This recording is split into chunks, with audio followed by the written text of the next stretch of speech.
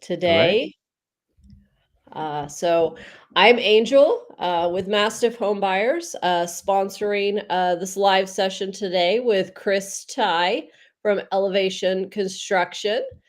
So welcome, Chris, Thank today. you. Thank you. We are excited to have you and excited to share some information and tips with homeowners. Yeah.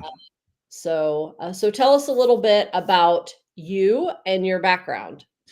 Yeah, sure. I'm married to my wife, Linda. We've been married for about 19 years now. We have two boys, 15 and 10. So they keep us pretty busy when we're not working on the business. We live just outside of Houston, Texas, and we're a military couple. So we both served in the military. We both did 23 years. We moved around the country quite a bit. And then at one point I was a police officer in San Diego for about 9, 10 years. Wow. So everything that I've done in my background has nothing to do with construction. So during my military time, when I was deployed to Afghanistan, was sent out there to work and fly drones for the special forces. And I was the first one out there. So being the first one out there, I had to oversee the construction of our site. So that was my introduction to construction, and that's where I made all my mistakes as I learned, the difference between a 110 and 220 and electrical. And that was the first time I ever heard of what a septic tank is and the reason why we have a septic tank.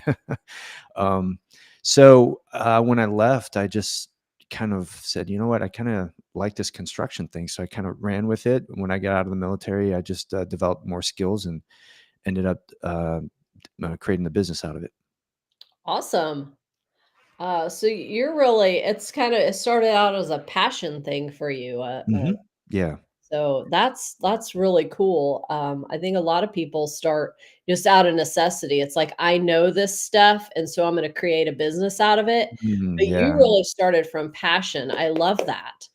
It's Um, interesting because, well, when I first started this journey, we actually opened up a property management company in Washington State, just outside of Seattle. And our clients were asking us, "Hey, do you know anybody who can oversee construction?" And we're mhm. like, "Oh, yeah, like I can do it. I've overseen projects." So that's how Elevation started. And as time went on, we had both companies, and the property management side, I wasn't all that excited about. And I figured it would be easier just to narrow my focus on one business. So we sold the property management and kept the construction. And what's interesting is, construction is not my family business. Military is. I Right. don't know how to swing a hammer. I get frustrated with tools in my hand. I just know projects. I know project management. I know how to find the right people. I know customer service, things like that. So it's it's not tempting for me to jump in and go hands-on on a project because I don't know how to do it. So I Wow. just find the right people to do it. Yeah, that's awesome, and that's interesting, and that's really not the topic today, but I Mhm. would love to dive into Yeah, that sure. more with you in a different setting and a different thing, because I really love that Yeah. you're not the hands-on guy, Yeah. Yeah, but there absolutely. to make sure that the project goes correctly, Mhm. which is critical to homeowners who are our Exactly. target audience today, to make sure that they know what they need to be asking and the things that they need to look for when they're looking to do renovations on their home. Right. So what can you tell us? What would you advise if I'm a homeowner and I'm thinking about doing a renovation, Mhm. and maybe it's an optional renovation, maybe it's something that isn't very optional. Maybe there is some leakage in windows, or something that maybe needs to be done Mm. to withhold the integrity of the house, or to make sure that the um, construction doesn't get more faulty than it is currently today. Yeah. Either way, what are some things that you would have to say to homeowners? So I think what people are tempted to do when they go into a renovation remodel project, they want to do the sexy stuff that they see on Home and Garden TV, right? They want to do the bathrooms, they want to do the Yep. kitchen, everything that's cool on the inside so that they can just enjoy it, show it off to friends or whatever it might be.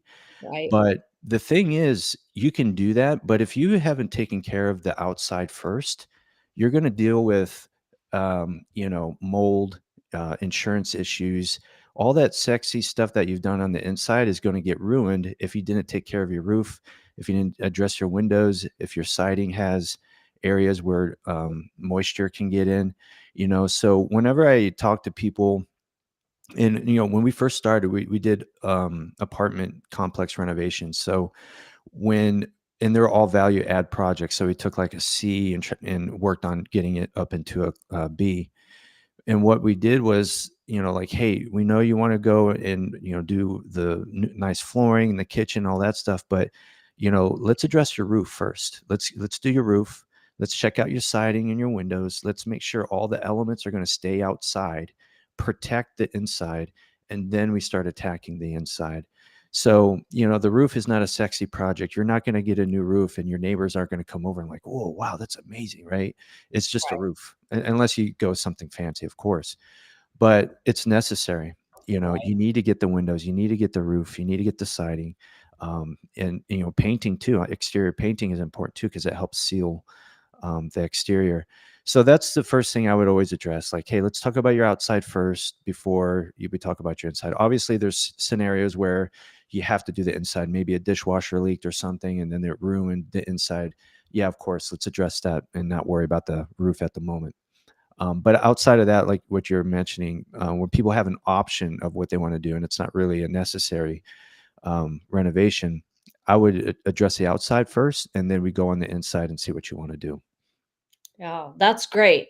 And I think that's great advice because, what we do is, we help people who are often in a distress place Yeah, and yeah, buying their house and helping them move to the next place. And right, sometimes that distress starts with something like a leaky roof that they can't afford to right, fix or that they don't fix.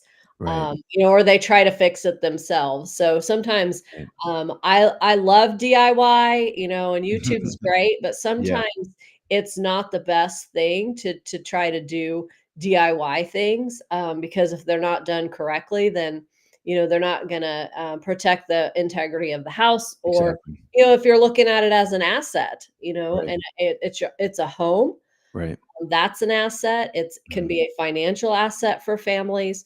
Yeah. So it is really important Mhm. that people be willing and able to pay for those things. So Exactly, and that's why I like, the whole real estate investing and the wholesalers and what they do is that they provide that option for the homeowners who cannot afford, doing a new roof because they might be living in a neighborhood. Everyone's got a nice roof, but they have a poor roof that mhm, leaks.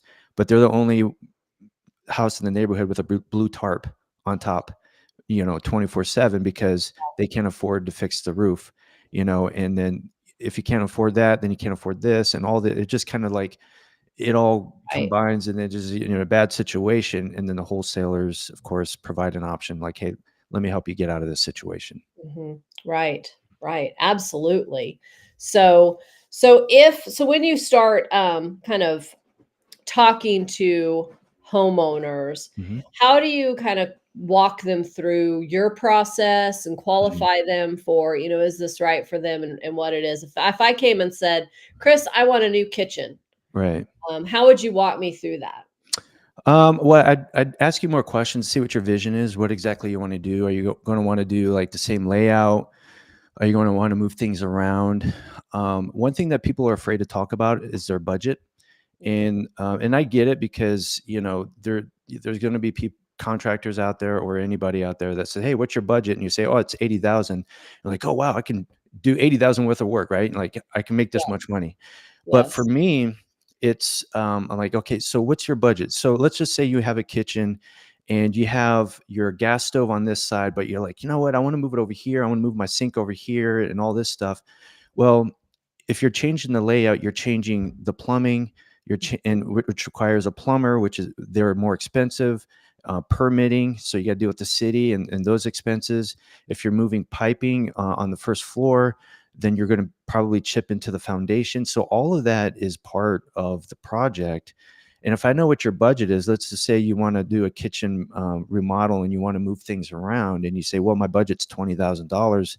I'm gonna say, to be honest, I don't think we'll be able to fit that budget, and here's why.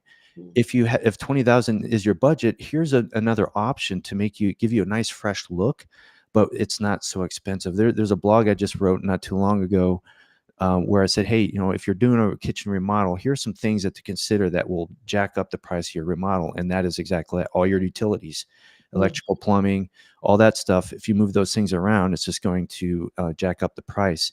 If you're doing the same layout, um, it's going to be cheaper or less expensive. I'm going to use the word cheap.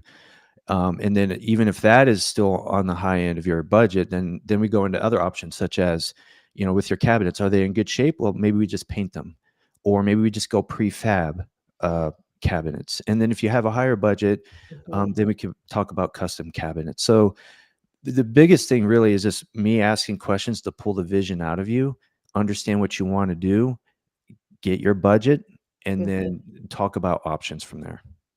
That's awesome. Uh, that is I think a great process, and people they do need that because you're Mhm. right. Sometimes, they just want a new kitchen, Yeah. and walking them kind of through what their options are and the differences in those price points based Right. on what they, want to do, Right. is critical because people don't necessarily understand that. I mean, it doesn't come you think it's basic that if you wanna move a sink, you have to move plumbing. You'd think that most people would think about that, but Right. if you're a typical homeowner who just wants a Mhm. kitchen the way they want it Yeah. functional, they're not thinking about that. Exactly, yeah. Um, Exactly. and I'm in real estate, and I don't always think about that. Mhm. I'm like, "I want to put that over there." Yeah.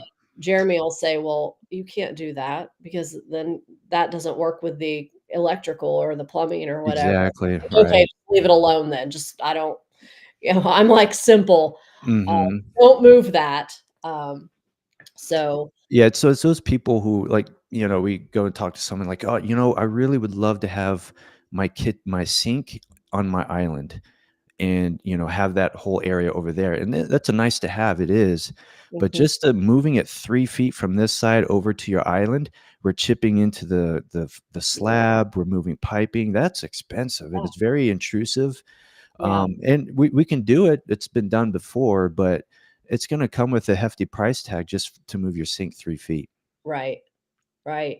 Yeah. So what do you suggest homeowners, because obviously you can't work with all of them and walk them Hmm. through this wonderful process that you have, but Right. what do you suggest that they be asking if they're planning a renovation? What are the tips that you have for them to plan it and to have that initial conversation with somebody who they're looking to hire to do their renovation? Well, before they talk to anybody, I'd be doing some research. Obviously, you would want to go to your sphere of influence to see if you have any good friends, family members who have used a contractor that they really liked, and start from there. If Mhm. not, I would go online, do some research, look for Google reviews. Now, Google reviews are good, but you also have those people that, hey, mom, can you give me a review? Hey, Aunt Right, so and so. Like, they're getting reviews from 50 states and they only operate in one city. So right. take that with a grain of salt. Check out their website, their Facebook pages, look for some work that they've done, see if they're actually active on social media, and like, hey, check out the work in progress. We should be done next week, and check out the after. Look forward to the after photos, or things like that, Mhm. to see that they're actually active. So if you see someone who's active and you like their work, their style, ideally the owner or the people who are actually running the projects, you could kind of get a sense of their personality type if you actually want to work with that type of person. And then you start calling people up to really interview them, right? And what I would do first is like, hey, um, depending on what state you're in. So Texas doesn't require a general contracting license. So it's typical that you don't have a general contractor license. We don't have one. I don't think there's, even if I wanted to get one, I don't think there's an opportunity to take a test unless it's like a national certification, but it's not like a license, right? Uh-huh. So what I do to go around that, I joined the local Greater Houston Builders Association to be a part of a professional organization where we get together on a routine basis and discuss things. So if you're Right, going to look for a contractor, look for the license. If there's no license requirement, look to see if they're a part of any professional associations where they're actually investing in themselves and their professional development. And then make sure that they are insured, at least general liability insurance. Um, and then, some good questions would be like, hey, do you sub everything out, or do you have an in-house crew? How does that work? Um, and, just questions like that. You can ask like, hey, what's a general range of price we're looking at for this type of project? Give them the general scope of work, right, um, because then they could say, and the range is going to be like, hey, it's going to be 30 to maybe 50, maybe a little bit more. And, that's realistic because we have no idea, your plumbing situation. We have no idea what fixtures you want to use, the type of tile and all that stuff. Right. So right. that's going to be a range. And when we go on site and you ask us how much is this going to cost, we're not going to be able to tell you. It's not Home and Garden TV. We have to go home and do our homework. We got to look at the price of material and all that stuff. So don't expect a price right then. If someone gives you a price right then, that's a red flag, because they're trying to get a very low price in there to get you excited and get the project. And it's possible you're going to have a bunch of change orders in the end. Right, right. But there's I've got on my website, elevationconstructionteam.com. I can send you the link, but there's a list of 10 questions that people can download, that they Okay, should be asking their contractors. okay. What is the website? I'll put it in the chat here. Yeah, it's elevationconstructionteam.com. And I don't know if on the front page, let's see here. I think if you scroll all the way down. Okay, Now, if you go to contact, if you click on contact us and scroll all the way down, you'll see top 10 questions that ask a contractor. And you okay, can download your free guide there. So people can download that, and that'll uh, give people the guide to of the questions they should be asking their right. contractors. And that's great because I think that they people really need that. And I say people because I think this is for homeowners, Hmm. but I think investors planning projects need that. Absolutely, I need absolutely. that for, when I'm planning my projects, and interviewing folks to do the work that Hmm. I do, even being in the business, that sounds like a great resource for even, investors who do this all the time. Exactly. We started out working only with investors. The apartment complexes that we worked Yeah. on, we renovated 10 complexes, over 100 units in a span of a couple of years, and we were really busy, and that's all we worked with, and we learned how to work with them. And they should be asking these questions. So the thing is, as an investor, you're a business owner, and as a business owner, you really should be focused on the bottom line. But you can't sacrifice quality. You can't sacrifice, you know, um, the type of contractor you use, right? For example, I'm not going to be the cheapest guy in the world. I'm not. And the reason being is because I've invested in, our professional organizations. I've invested in my education. I've invested in my back office admin team, so that way that the clients can be taken care of, and we give good estimates, line item estimates, and things like that. So that comes with a price. There's value there, right? Right. The contractors that come in, and you get this long paragraph of like, hey, scope of work, bathroom, kitchen, blah blah blah, and you only have one big price at the bottom. There's no transparency in there, and that is a huge red flag. And if it's handwritten too, like, that's a red flag too, right? It's Mhm, just I'm nervous about those type of people. And so don't go for the lowest price, because the lowest price at the end is probably going to cost you more. mhm. Go for value, good quality with a fair price. Yeah, that's great. And I think sometimes, I mean, homeowners also aren't necessarily gonna think about things like, they want their kitchen renovated, Hmm. but if there's an electrical component or Right. a plumbing component that you can help them identify that that's gonna be a need and you bring in the right people for that, Exactly. or that's an additional cost or a different cost, because I think that's what some people don't really understand Right. either. is a Right. contractor's a contractor, and they don't really look at them through the lens of plumber, Mhm, mhm. general contractor, electrician. They just want their kitchen done. Exactly, and I think in a scenario like that, you wanna work with a general contractor, which is what we do. We're a general contracting company, and we have a network of electricians, plumbers, HVAC people that we work with because those require special licenses that we don't have. Mhm. But we vetted them out already. So if you work with a good general contractor, they've already vetted out the Mhm. bad, you know, contractors in those fields where they have that trusted person that they work with that they know that they will do a good job and provide a warranty with their work. So that's what a general contractor's job is. Mhm. There are general contractors out there that who are hands-on and do a lot of Right. swinging the hammers and stuff. That's not me. I just have a team of carpenters. I have a team of, a tile guy. I've got a flooring guy. I've got electrician. I've got a plumber. I got an HVAC guy. So my job is to schedule them, make sure they're not stepping on each other's toes, Mhm. making sure that they understand the scope of work, and putting all that together for the homeowner along with a warranty, in a contract and everything, so that way everybody is on the same page and feels good about the scenario situation in the project. That's my job, you Mhm. know. So that's what a general contractor would do. So how do you supervise those folks and, sign off on their work that they're doing for the homeowner who has a contract with you? Right. So, there's routine visits. Either it's myself. I work with my buddy Pablo up here in Houston. He does all of the field stuff. He'll go and check out projects. In fact, he's at one right now.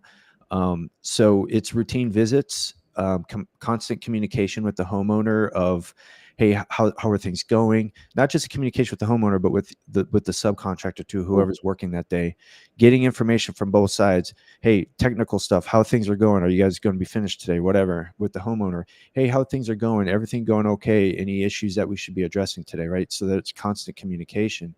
Because we're handling multiple projects, the project manager is not going to be there on site all the time, but there's going to be routine visits and touch points throughout the project. Any delays are going to be communicated. And the reason why there is a delay, like we're doing a laundry room just down the street from my house, in fact. And then as the electrician came in and he was doing his testing, he's like, oh, okay, we don't have enough power here to do what the homeowner wants. So that delayed the project a little bit. So we said, hey, here's the situation. Here's what the solution is. And this is how long it's going to delay the project. And the homeowner was totally cool with it because we were communicating that, right? Right. So, but yeah, so that would be, an example of how a general contractor would be handling a project is just that constant communication, the touch points, and then going on site, just making sure that, for example, we had a ceiling the other day. It was already textured and painted, but we looked up. It's like, yeah, it's kind of, we see where the drywall tape is and stuff. So Mhm. let's float that one more time. Let's make it nice and smooth, texture it and paint it. It's a real easy, fix. So that'll be our job to identify those things. Yeah, and that's great. I mean, homeowners are gonna wanna hire you all over, and you can't be everywhere, though, Yeah, yeah, yeah. unfortunately. I could try. But Um, yeah, I mean, it's such a breath of fresh air because, there is such a need for that. mhm. Yeah. And, because folks do get into, situations where, the contractor shows up, and I'm talking homeowners Mhm, still mhm. too. The contractor shows up and does part of the work and Yeah. tells them, "I'll be back," and then they don't hear from them, like, ever again. Yep. I hate And that. their house is then tore up, and Mhm. they're like, "Well, what do I do?" Yep. And, I mean, it's a terrible situation because homeowners, they don't know. I mean, and I can't even say that investors don't get into that situation. I hear investor stories all the time. Yep. "What do I do? My contractor disappeared." Yeah. Yep. Um, and, shame on the investor, but homeowners, I think, they don't know this stuff, and so Right. what you're offering, just information-wise, is great, for them We're to have. Yeah, we're really big on education. I do have a podcast called The Caffeinated Contractor, and the purpose of that podcast is just to educate the homeowners on just information and how do you do a project, how do you talk to a contractor, what to expect, what red flags to look out for. And one of the things that I talk about often is, in the bad stories that I hear, is the exchange of money, right? Mhm. You don't start a project until you have a contract signed. In that contract, you have the scope of work that's line item, right? You have like countertops, cabinets, paint, like all that stuff laid out. And inside the contract is a like, hey, it should take about 2 weeks or whatever, estimated time frame. And you Right, also have the progress payments schedule. Like, all right, before the work starts, 50%, progress payments this, progress payments this, and then at the end, after the walkthrough, final payment is due here. Everyone's on the same page. You know what the scope of work is, when money is due, and it's all in the contract that everyone signs. If you don't have that, don't go forward with a project. You need to protect yourself. We have that right. for all of our projects. So, I just hate it when I hear somebody who said, I gave a contractor like 50% of of the job, and I never heard from them. And they don't have a contract, they don't have anything in place. And it's just unfortunate to hear that. Yeah, it is. So I'm looking for your podcast because I think this is awesome. Oh, Um, cool. we all we all need to be listening to this. Uh, So it's on our YouTube channel. Okay, cool. You found okay, it on Apple. there's Apple. It's Okay. on the Elevation Construction Team YouTube channel, but it is on Apple as Caffeinated Contractor and Spotify as well. Okay, hang on. I think I found the YouTube one. I am going to share this because I think people need this. Hmm. Anything that is construction related that is informational and educational for homeowners, I think they need that. I'll have investors look at it too, but it's excellent. Yeah. Uh, thank Yeah. you, Kevin Fan, for the claps. I agree. It's awesome. We do, and what we did, Pablo and I did a podcast about a month ago. What we talked about was, if you're buying a house that was recently flipped and you're buying it from the flipper, Yeah. what are some of the things you look out for? Because not all flippers are created equal, right? And Truth. and I don't want to like this be misinterpreted that I'm talking bad about flippers. There's some really good ones out there, but there's people out there that are doing their first one. In fact, I just walked through one 2 hours ago with my wife. And we're helping my wife's helping someone look for a house, and we looked at it just recently flipped. I'm like, it's not bad, it's not horrible, but Mhm. you could tell it was lack of experience, right? So if you find all these little details that are wrong, Right. what else is behind the walls that they missed, right? So I would worry about it. So anyway, we did a podcast about that just to help protect people, what to look out for if they're buying a house that was recently flipped. Right, absolutely, and home inspectors can't and don't find everything Correct. Yeah. because you're right, behind the walls, Hmm. the house that we moved into, what was behind the walls was carpenter ants, Oh, wow.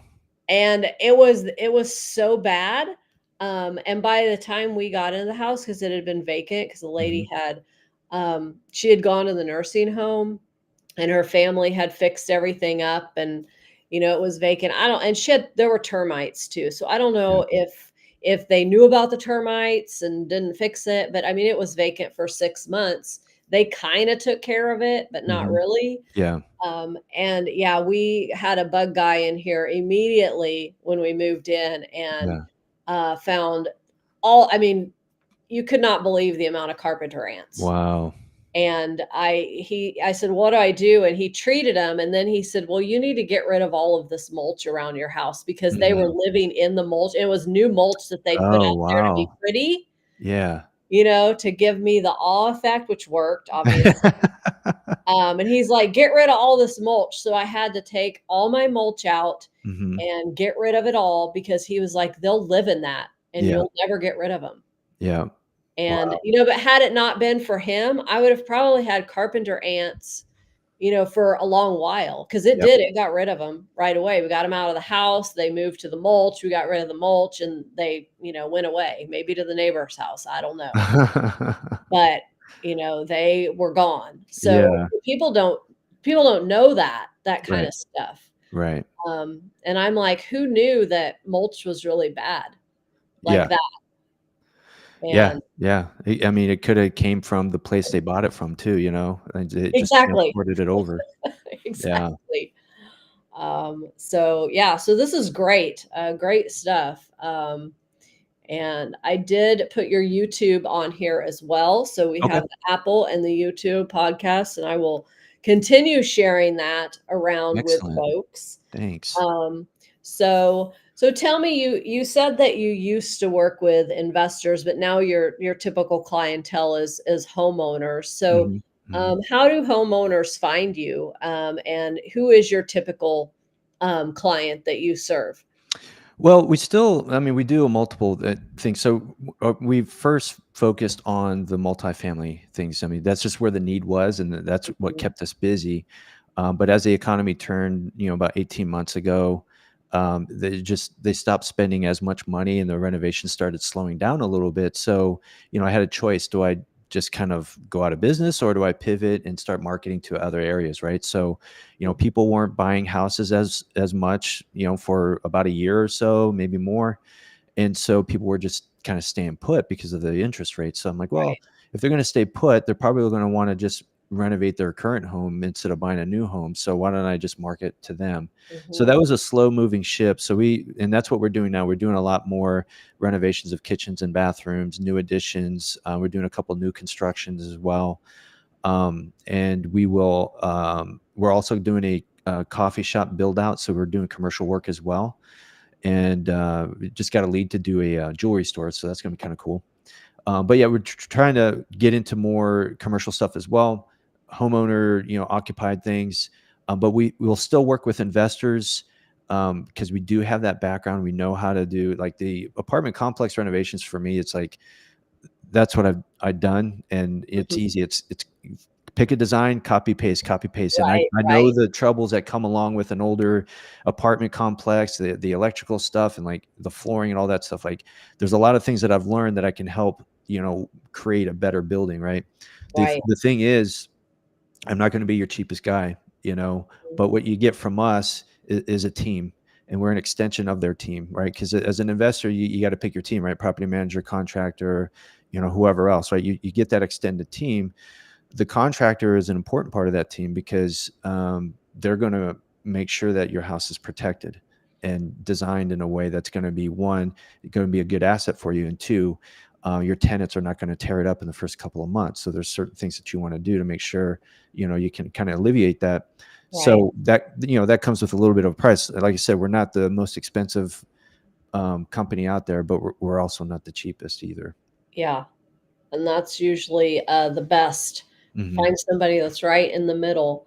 Yeah, Um, so I have a question, maybe you sure. haven't experienced this, but do you can you work with someone who, is needing modifications to their home? 'Cause we're seeing, the boomers are living in their Hmm. home that their kids grew up in, Yeah, and they're yeah. not ready to move yet, or there isn't. I think the bigger issue is there's not necessarily a place for them to move, Hmm. but they're not getting around as well, or, maybe they Right, have some stairs that they can't really contend with. right. Can you do home modifications for people and help them get their home Yeah. ready for Yeah, living?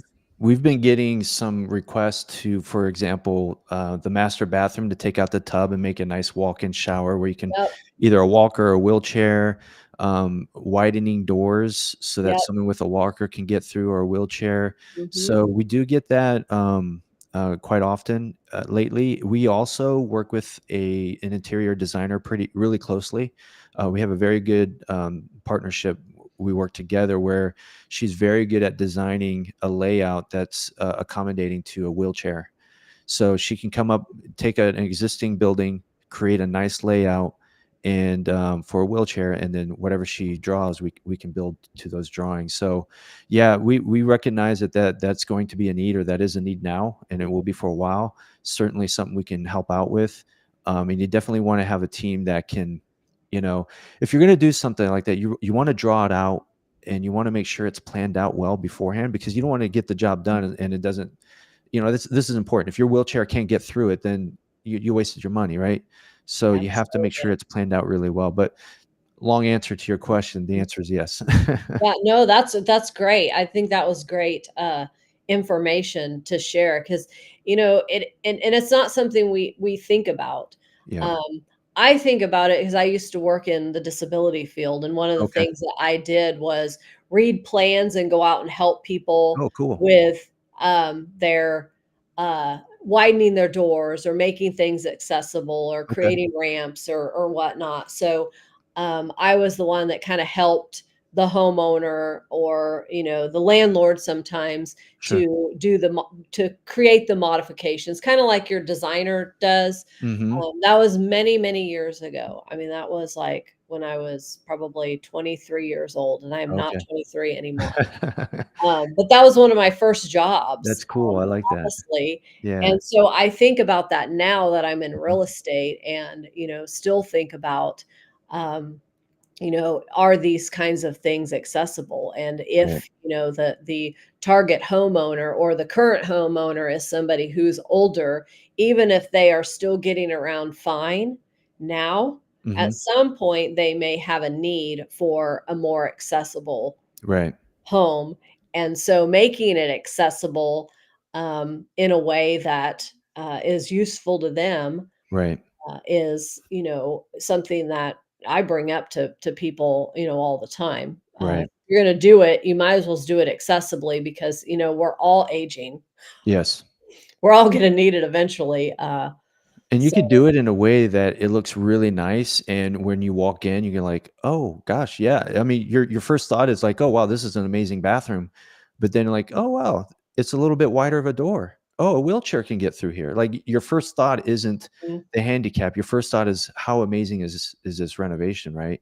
So right, there's ways you can do it. So you can do it now when you don't even need it, knowing that in, 10 years, maybe you will, right? So yes, but yeah, that's a very good point. And yeah, get yeah, that design. It's cool that you got that background because the designer I work with is Elizabeth Aaron Design. So if anyone needs someone who's got that experience, she can draw it out and help anybody out with that need. awesome. Well, and something that's simple to me is, when you tear walls out and you're putting up new ones, Hmm. brace them so that you can put in grab bars. Yeah, yeah, Make that you don't have to put in the grab bars now, but, if the house is for, 50-year-olds, in 10 years, they're gonna be 60 and, yep. and Good point. so maybe, that's the time to go ahead and do it because then you don't have to tear out the wall and, or Yep. put in the grab bars because sometimes the the backing isn't there to Right. support the grab bars. Right. Which my mom is going through now. They bought a brand new house and she says, "Well, I need to put some grab bars in," and it's been difficult because it wasn't really set up for. Oh yeah. Yeah. And I mean my first reaction was like, "Mom, you don't need grab bars. You're young, I'm like 30 and so that makes you not very old." And I'm like, "Crap, my mom needs grab bars." Yeah. So I mean, but that's a lot of people, Yep. they start to need that, and that's Right. probably one of the first things, um, Yeah. that Exactly. people need. So, um, Exactly. well, so, I how I guess usually I ask for, give some information about how, people can reach you. Hmm. We have your podcast on here, so I hope people will sign up for that. Yeah. Check you out. And, is there anything else you want to share with folks or say before we kind of wrap up? So, is your audience primarily investors, or do you have a mix? This this particular pod or live is Mhm. targeted to homeowners. I mean, there Gotcha. have been investors on here. They were the ones in the chat, but Okay. the target is for homeowners.